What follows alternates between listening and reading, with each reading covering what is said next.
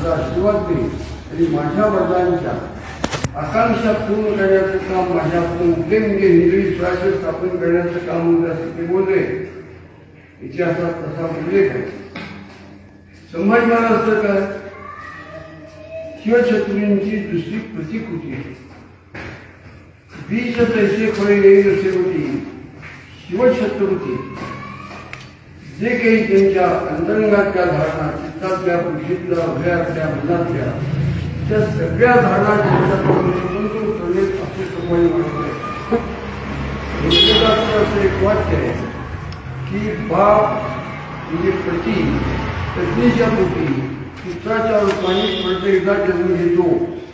म्हणजे शिवछत्रपतींनी आपली पत्नी जी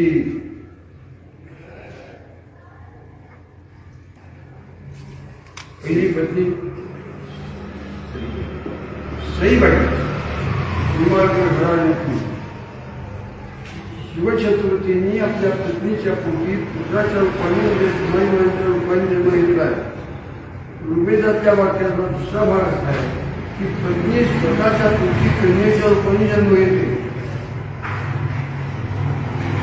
वेद याचा अर्थ सत्य, वेदातलं वचन आहे याचा अर्थ त्रिकाला बाधित सत्य बदलते. ते शिवछत्रपतींचं प्रतिरूप म्हणजे संभाजी महाराज आहे. या संभाजी महाराजांच्या कार्याची व्हावी तितकी जाणीव महाराष्ट्राला व्हावी तशी झालेली नाहीये. शिवछत्रपती जे जगले हिंदवी स्वराज्य होण्याकडे ते व्रत होतो तसं संभाजी महाराज सुद्धा हिंदवी स्वराज्याचं व्रत घेऊन जगले. त्यांचा अंत अत्यंत केळसवाणा झाला. असंच बलिदान धर्मासाठी जगाच्या पाठीवरती झालेलं नाहीये. पण ते अत्यंत क्लेशकारक मरण सुद्धा त्यांनी हिंदवी स्वराज्यासाठी म्हणजे धर्मासाठी स्वीकारलेलं आहे. ते ओघोच्या पिढीत स्वातंत्र्याची उपासना म्हणून हिंदवी स्वराज्याची उपासना म्हणून सर्वत्र जावं. 1986 साली आम्ही म्हणून चुकून ज्वालारूपात असणारा संभाजी महाराजांचा आत्मा आणून ते सुरू केलं. आत्ता महाराष्ट्रामध्ये कर्नाटकातल्या अनेक जिल्ह्यातनं, आंध्रातल्या काही जिल्ह्यातनं, गोव्यामध्ये, त्यानंतर गुजरातमध्ये हे बलिदान मास नावाचं व्रत पाळणारे लक्षावधी तरुण तयार झाले. ते दिनांक म्हणजे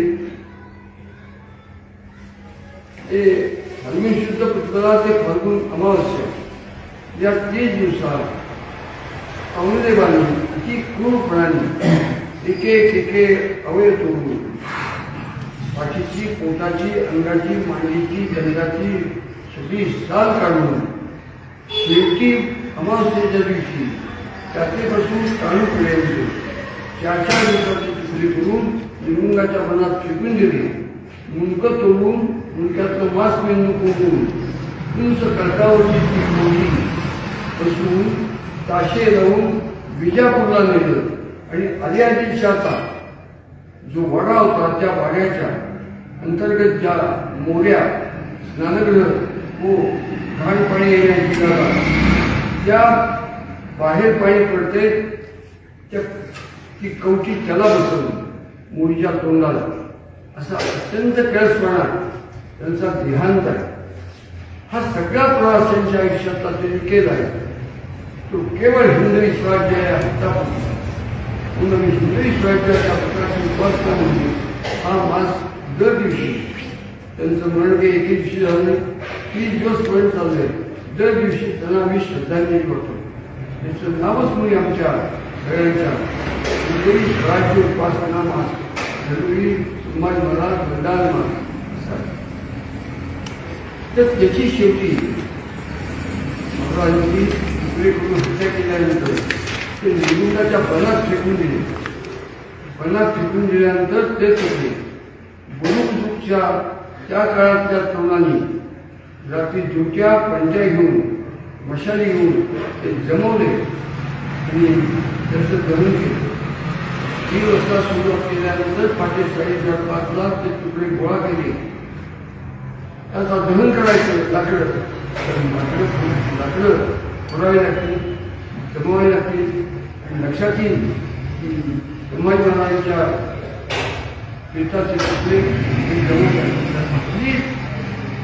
हीच वाट 7,28,00,000 सैनिक होणाऱ्या औरंगजेबाने ह्या भावनेपोटी त्यांनी निवडणुकाचे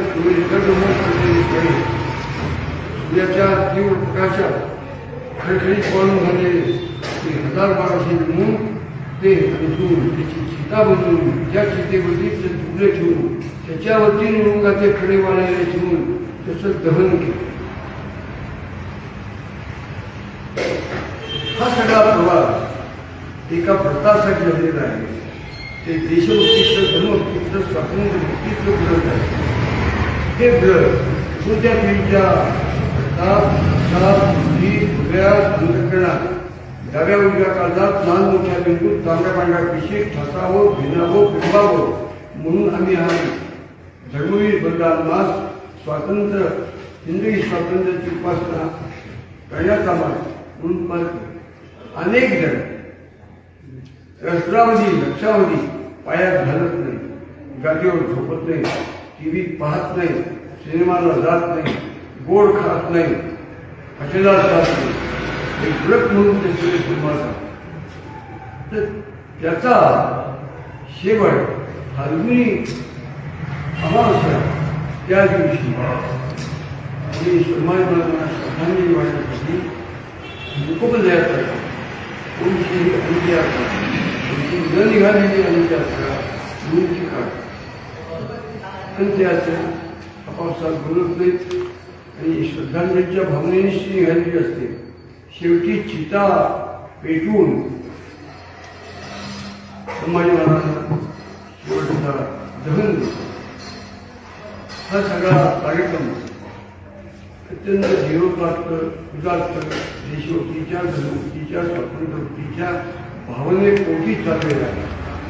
15 ऑगस्ट 26 जानेवारीला देशभक्तीची उपासना करण्यासाठीच आपण ते कार्यक्रम करतो. त्याहीपेक्षा लक्षपट उपासना त्याच्यात समावलेली आहे असा हा कार्यक्रम. तर त्यासंबंधी काही प्रश्न विचारला असा की यावर्षी फाल्गुनी अमावस्या दिनांक 29 सकाळी 7 वाजता मुंबईमध्ये शिवछत्रपतींच्या पुतळ्यांच्या जवळ तो वंदभाव करून चिता रचून निघते. त्या मुखपदयात्रेत समाजाच्या सर्व थरातल्या लोकांनी यावं हे आवाहन करावं म्हणून त्याची ही पत्रकार परिषद बोलवली. तुम्ही या आमच्या भावनेला प्रतिसाद द्याल अशी भावना असल्यामुळे ती कळकळीची प्रार्थना करणार आहे की समाजापर्यंत ते जावं. ते समाजापर्यंत जाण्याचं अति प्रभावी साधन वर्तन हे ओळखीचे परिचयाचे हे कामाला जाणणारी मंडळी आहे.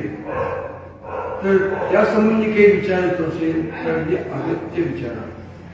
बोधन करतात, सुरुवातीला करतात, शेवटी करतात.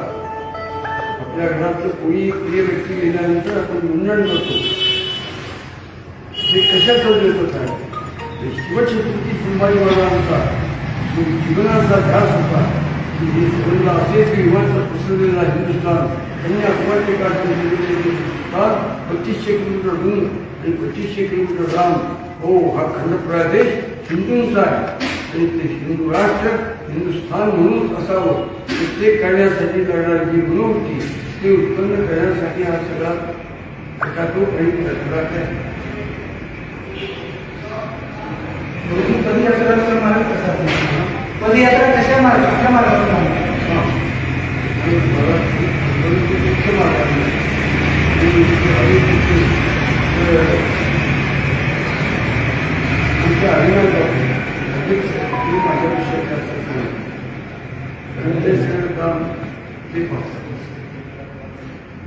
तुम्ही पूर्वी सांगितले की संभाजी महाराजांचा इतिहास कुठल्या पिढीपर्यंत पोहोचला पाहिजे त्यासाठी तुम्ही पुढे प्रयत्न करतात प्रयत्न करतात. पण काय करावं लागेल की हा इतिहास चिरंतर काळ सगळ्यांसमोर राहील असं काय करावं लागेल?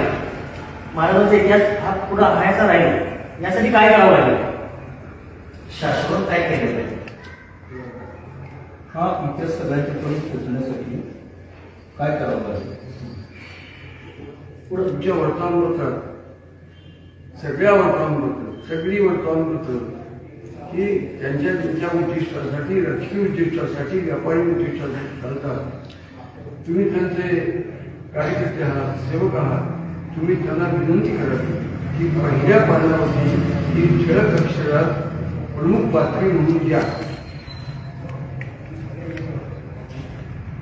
सरकारकडून काय अपेक्षा आहे का? सरकारकडून काय अपेक्षा आहे का हा इतिहास पुढे न्यावा? सरकारला काय मागणी आहे की हा इतिहास पुढे न्यायला पाहिजे आपल्याला? काय करावं? सरकारनं काय करावं? तुमची काय सूचना आहे का सरकारला? शाश्वत काय करावं? सरकारच्या टोपलीची कसोटी सरकारचं राजही असो ते शेवटी सरकार विवेकी क्रिया आपली पालटावी अशा वृत्तीची माहिती कुठल्याही सरकारात थोडी असते.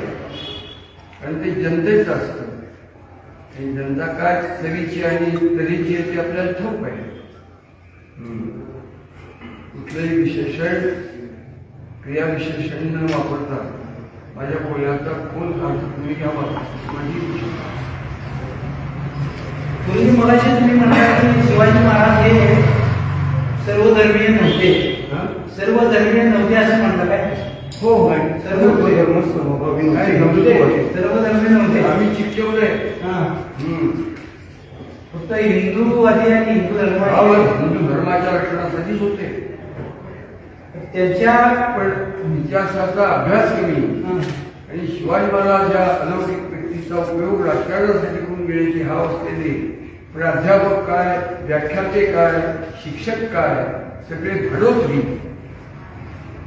वेग बोलतोय मी त्यांच्याकडनं हा कल्पना निर्माण झालेला आहे.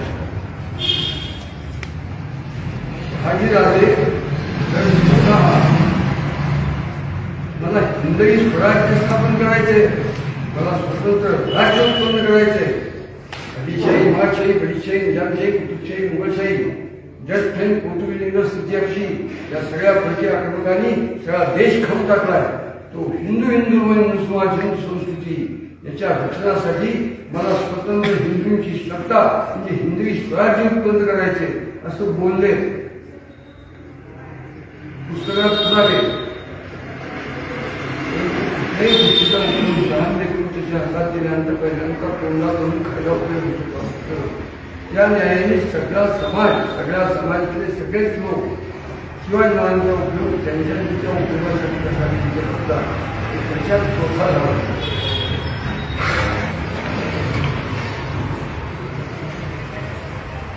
आणखी कोणाला विचारायचं?